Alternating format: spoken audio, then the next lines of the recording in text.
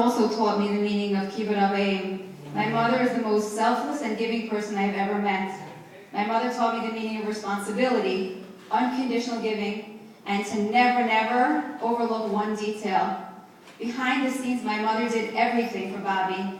Speaking about the things she's done, like Ozzy said, is really an injustice.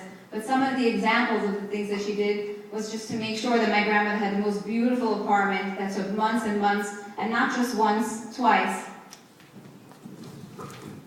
My mother would interview the best help and making sure, after hours and hours and endless calling, that we only had the best help around.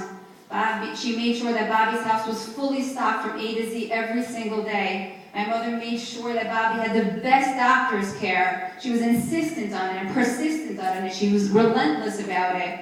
My mother arranged weekly massages for Babi. She was always shopping and making sure Babi had new clothing, new for the season, fresh clothing, getting rid of what she had. My mother was the go-to person for any daily emergency, whether it was big or small. And there was nothing that my mother didn't do for Babi on a daily basis. And somehow she just made it look effortless. And she never, ever needed or wanted acknowledgement. And we all know that's her style. My friends knew if I wasn't home at 11 or 12 or 1 o'clock in the morning, I was at Babi's house. Because Babi was always up to see me at any hour. She was always up for a chat, even if she's half asleep. I would walk in, I'd be like, Babi, you're sleeping? No, Chayla, I'm just resting my eyes. So anytime she was just up and available and so happy to see me. I was so fortunate to be friends with Babi. I had the opportunity to be able to see her every day.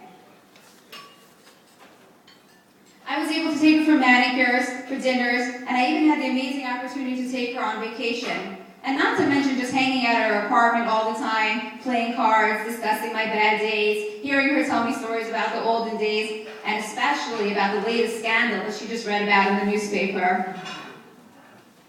But really, every single birthday came with a special Babi cake.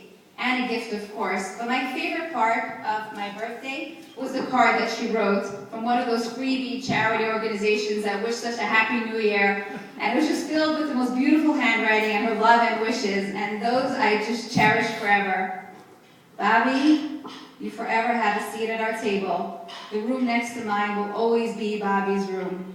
I hear your voice in my head every day. I feel the warmth of your touch. And I see the twinkle in your smile. I feel your love in my heart always. Babi used to call me her sunshine, but really she was the one who lit up my world. And as always, before I left Babi's house, I said, Babi, you're the best Babi in the whole world. And as always, before I left, she's like, wait, Chayla, just one more story. And I hope my story makes her proud.